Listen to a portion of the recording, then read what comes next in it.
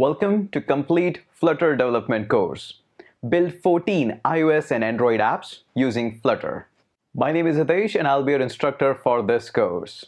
My specialty is to turn the toughest topic into easiest one. In the past, I have created life-changing boot camps, and my boot camps were responsible for getting the first job for people or changing entirely their life careers. It has been an amazing journey so far, and I'm back with another life-changing boot camp using Flutter. In this course, we are going to build more than 14 applications using Flutter so that we can understand a variety of aspects of working with Flutter. We're going to start from absolutely scratch, and it's going to be all fun. We're going to directly get started with how to install the Flutter and how to create our very first application. After that, we're going to move from the hello world into more little bit complex application, like how to change the background by just tapping a button. And from that, we're going to learn so much basics and internal working of the Flutter. Once we are done with that, we are going to move into another applications like simple ones, tic-tac-toe, or maybe scratch and win. These applications helps to build logical skills in every programmer. Once we are done with that, we're going to move forward and we'll try to explore the device APIs. Things like cameras, the sound, and a whole lot of other things. We're going to explore them and we're going to create application so that you can understand each and every basics about building blocks of Flutter. Not only that, the course is jam-packed with application and handles almost everything that you really want to do with the Flutter, including cameras, including sounds, including logic building, authentication, handling local databases, online databases like Firebase, uploading and downloading data from them, and of course, handling images over the Firebase. The course also includes block, which is really essential if you want to scale up your application to anything. Not only that, the course also includes a variety of assignments, and they are super fun to do. These assignments will help you to take your skills in Flutter onto the next level, and they also build a lot of logical capabilities as well as they are so fun to do. Flutter is amazing and it's growing at a rapid speed. It is a perfect time to nail down everything that you can learn in the Flutter and be future ready. Anyone can learn Flutter and you don't need any prior knowledge of app development or web development to understand and learn Flutter, at least for this course. Anyone can learn how to code and anyone can learn how to make amazing mobile apps for Android and iOS using Flutter with this course. I am super pumped up and super excited to see you inside the course. Check out the description section or some of our free videos to check out more about this course. I'm super excited to have you, and let's get inside the course. Hey there everyone, Hitesh here and welcome to the Flutter series. I'm super excited and super pumped up to get started with this series. This is the series which I wanted to build up for so long, and finally we got the time that we can design a series on this. Everything is now on the track. So let's get started and talk about Flutter. Now there are very few chances, very less chances that you're coming up into this course and you don't know what Flutter is. But in case, let's just get everybody on the same page. Flutter is really an amazing framework through which we can design iOS and Android native apps with a single code base. You can underline a couple of words here. The first one, native, and second one is single code base. So what does it mean? Native apps simply are much more higher in the performance as compared to the web application. There was a time in the mobile application development when websites were just being wrapped up inside a browser and were being served, and that's why a lot of people just hate them because performance was so bad, so terrible that nobody would like to use these apps. Everybody used to prefer the native apps. Then came up the time when building up the native apps was really time consuming, and especially one thing, which is compiling the code. Now imagine if somebody like who is having a big gigantic app, like probably a huge data, and is recompiling the app just to test one feature. It is a lot of time consuming. You can even order a coffee, or you can just go to a coffee shop and can come back. This is so much time confusing. The reply was that we are going to introduce something known as hot reloading. Just like on the web page, you write some HTML code and just save that and just reloads. Similarly, the same technology was introduced in the mobile apps as well. You can just hit a button on your code base, just save it, hit a button, and your app will be reloaded. And again, these are all native apps. That means you can take advantage of all the camera APIs, sound APIs, or whatever the phone features are available to any other code. It's available to us. Another important understanding point is the single code base. That means we don't have to write separate code for iOS, separate for Android. You can just write one code, and that single code will be shipped to iOS and to Android, and you can publish separate apps with that. So again, I'm not talking about any competitor of Flutter. Surely there is React Native and a couple of others as well, but we are not here to talk about them. Here our single goal is to understand Flutter and to master it. So one very important thing before we move further is the official website of the Flutter. Recently they moved into flutter.dev. Previously they were on kind of a subdomain stuff like that, but now it's really good move that they have moved into flutter.dev. Okay. So this is going to be the resource which we are going to come back quite a lot, a number of times, and we're going to look and copy paste a lot of code from here. And it's not going to be just like meaningless copy and paste. It's going to be moreover like we understand this widget. This is what we are about to apply. So for example, let's click on the docs and we are going to go into this widget quite a lot, a number of times. And inside this widget, we are going to go into this material component quite a lot. Here we're going to understand how the scaffolding works, what is the app bar, what are these buttons, the raised buttons, and a whole lot of other things. We're going to understand them, and then we are going to bring these components into our application, we'll modify them, and we are going to have so much of the fun with this. Now let's move forward and talk about what are the Flutter things and what we should know about the Flutter further. Now first and foremost, now it is super clear that we can make iOS and Android app with single code base, means productivity is going to be at the top-notch level, and you can be an amazing coder for both the things. For especially the freelancer, it is an amazing thing. You can deliver apps for your clients for both Android and iOS, yet you can increase your revenue by a 200%. That's a big scale. The programming language that we are going to use for this entire course is going to be Dart programming language. Now Dart shares its syntax with a variety of programming language. So although it's really amazing if you are coming up from either JavaScript or C or Java or Swift, any other programming language, it is pretty ordinary to pick up its syntax like pretty easily. Everybody usually does that. But in case you still want to go and full-fledged in-depth knowledge about the Dart, I do have a separate course on that. You can try it out, but again, I would say usually people just pick it up on the go, so no such big deal. If you have programming experience in any language, you will be fine with that. Again, some syntax will be here and there, and I will mention that, but again, in case you want to go more in depth, I do have a separate course on that. Okay, now moving further, one of the greatest advantage with the Flutter is that we don't have to use ton of tools. The tool usage is at minimum. So what we are going to be using in this entire course, the first and foremost is going to be the VS Code.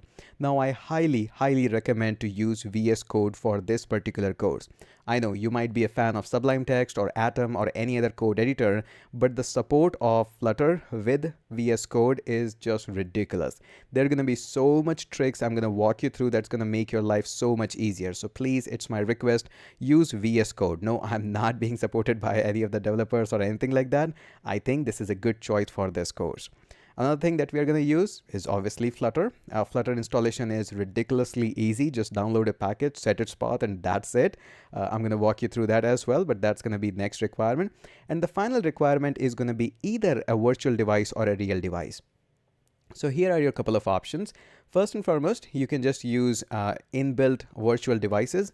If you're on the iOS, you can use iOS simulators, or if you're on the Android, you can install Android Studio and create a virtual device. That's also fine. Or you can just plug in wire and can use your real device as well.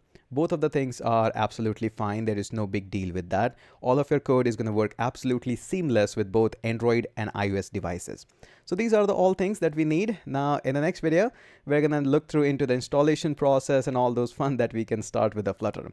So that's your quick introduction about the Flutter. Now let's get started and write some code.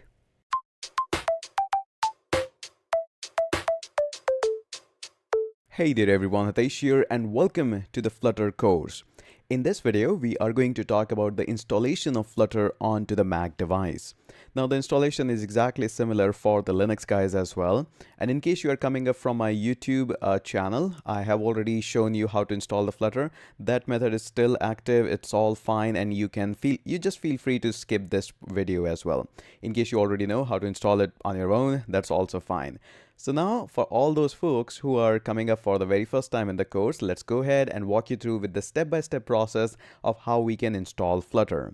Now, while installing the Flutter, we do need some of the dependencies and some of the extra files that we are going to need. And also, while running a few commands, it is very important that you read what the command gives you as an error, because sometimes the errors will be totally optional. You don't have to do anything and you just have to keep moving forward, while in some cases you need to run some command.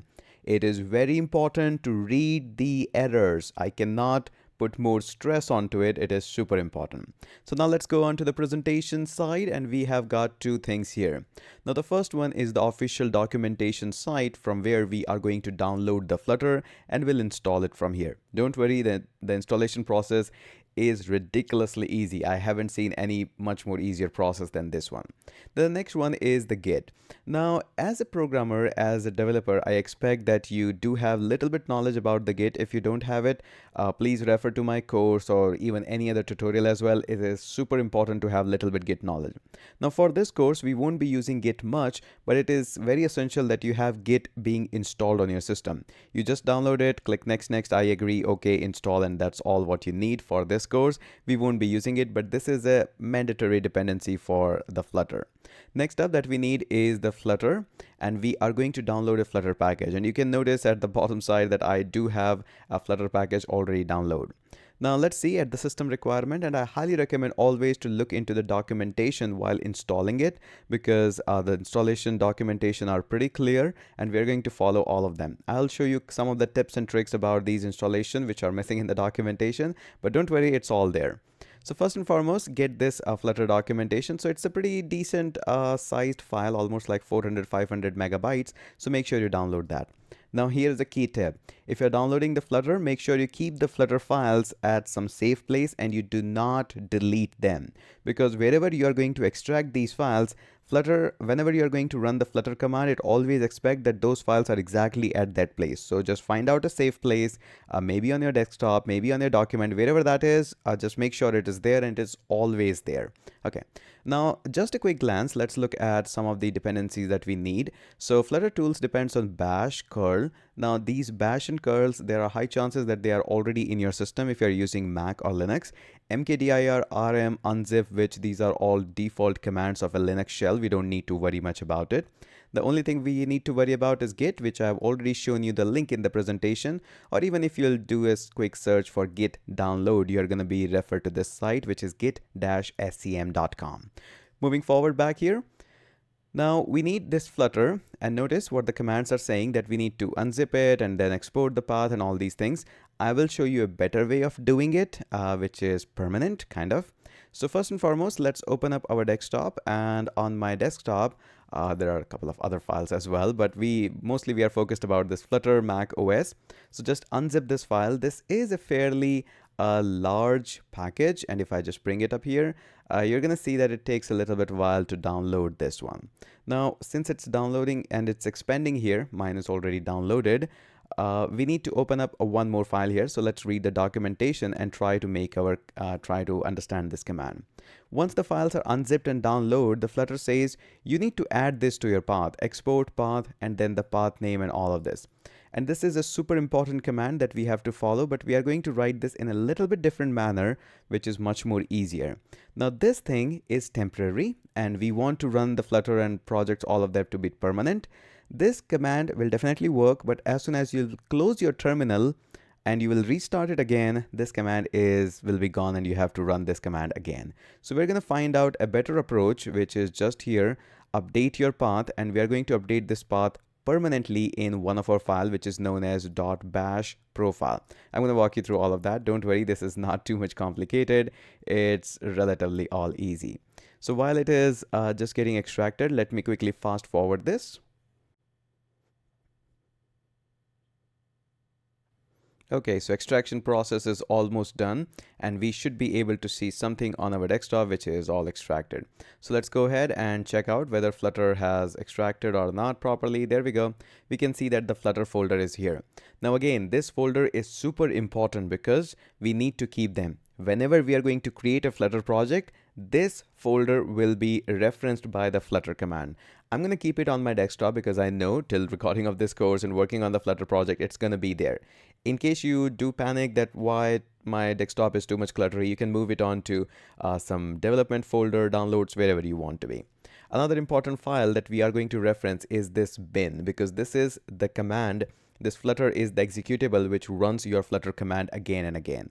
So enough of the talking. Now let's go ahead and try to create our command. Now I'm going to fire up my Sublime Text. I know I called that we are going to use the VS Code, but right now I'm going to fire up my Sublime Text to craft a command. Again, you can use Notepad or TextPad, whatever you like. I also need to fire up my terminal, and there we go. My terminal is here. Actually, it's on other screen. So now let's go ahead and try to run this here. So first and foremost, I'm going to go on to my desktop. So CD desktop, and then I'm going to go into this Flutter and then /bin. So this is the path where I should be. Now, one of the very interesting command on the Linux and on the Mac you can fire up is pwd, which stands for present working directory. And this is the exact path that is going to be required for you. So make sure you copy exactly. Mine's in Studio because my computer's name is Studio. Yours might be Jack, might be Samuel, might be Roshan, might be anybody. So let's go ahead and copy that. So we're going to copy this. Okay. And we need to paste it somewhere safe. Okay, that's done. Now let's look at the documentation. What the documentation is saying that if you want to update your path, you have to run this command, export path and all of that. And there's a quick nice button which says copy code, and it simply copies the entire command, and we are going to do that. So let's go ahead and come up here, and on the next line I'm going to copy paste this command. Okay. So what this command is actually saying that you need to provide the exact path to the Flutter directory and then Flutter and bin. So notice our Flutter and bin is directly here, and this is our exact path. So I'm going to copy this and I'm going to make this command, and make sure you remove these square brackets as well, and till the very end where it says bin, I'm going to paste it. So this is now our perfect command that we have created, which our Flutter actually environment expects us to pass on. So we can simply copy this, and we can move on to terminal, and we can finally paste this command, and we're going to hit enter, and your Flutter is now a recognized command. So we're going to say Flutter, and notice when I say just FLUT and hit my tab, it automatically completes the Flutter. That means Flutter is now a recognized command. I definitely can run other commands like Flutter doctor to analyze my system and all of that.